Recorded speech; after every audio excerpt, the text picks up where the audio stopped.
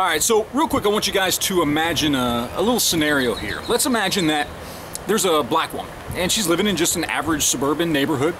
And one night she's sitting there, and she hears something coming from the alley behind her house. This noise is something she can only describe as, well, it sounds like somebody's being assaulted. So she calls the police and says, can you please send somebody out to check out what's going on? Here's my address. I'll tell them what I heard. Now, as the police are on their way, she decides to go outside and look and see if she sees anything so that she can relay that information along to the cops.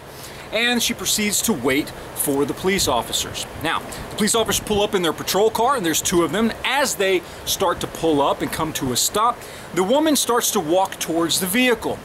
One of the two officers in the car decides he hears a noise and begins to instantly feel threatened. He pulls his gun, reaches across the chest of his partner to fire at the woman through the window of the patrol car. He hits her in the stomach and she dies. She's dead. Now, the cop was white. Now, in this little scenario, I want you guys to imagine, what would the left-leaning media be talking about right now? What would Black Lives Matter? What would Al Sharpton, CNN, MSNBC, all the libtards in Hollywood, what narrative would they be spinning right now? How would they portray this incident? Do you think maybe, just maybe, they'd be talking about how we have a systemic problem in this country, in our culture, in our society, especially in law enforcement, of racism, where white people hate black people and cops are just dead set on murdering black people for no reason whatsoever? Well, we don't have to ask ourselves that question of whether or not that's what they would be doing, because we've seen it happen time and time again, and that, yes, is in fact what they would be doing.